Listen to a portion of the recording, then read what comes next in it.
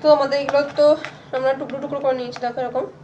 আর দাঁড়া, তো আমরা ভাবলাম কি বলতো, কারণ দেখলাম কমে যাবে আমাদের কোয়ান্টিটিতে, তা ভাবলাম এগুলো রেখেই দিই, অসুবিধা নেই, কারণ আমরা তো এগুলো মিক্স করেই নিচ্ছি, একদম পিষে নেব, তো অসুবিধা হবে না। কিন্তু আর দিস না, এর মধ্যে একটুখানি সামান্য একটু দুধ দিই। দাদা ছাড়, দিচ্ছি, বেশি দেবো না কারণ দুধ, হ্যাঁ সামান্য, কারণটা পরে বুঝে।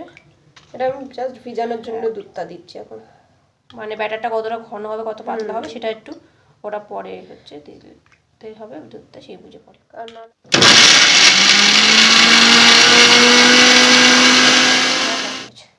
দুধটা দিয়ে মতো একটু নাড়ি দিই, অনেক ঘন হয়ে গেছে।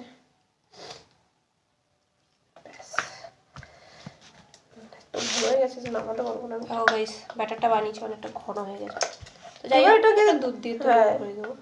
এবার এটা দেখে দেখে, ও শিট কি হলো, ক্যারামেলাইজড করি কিন্তু ওটাও তাতেই করতে বসাতে হবে, ওটা তো জমবে, তারপরে তো তুই ব্যাটারটা দিবি না,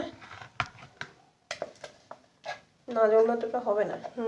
যাতে তুই ক্যারামেলাইজটা কর গাইস, তোমরা ক্যারামেলাইজটা করতে মানে যেটা মেন দরকার আগে এই জিনিসটা বানাতে, ওটাই করিনি। তো তোমরা গেস তো করতেই পারছো নিশ্চয়ই আমরা কি বানাচ্ছি, তো যদি গেস করতে পারো কমেন্ট করে জানাও অবশ্যই।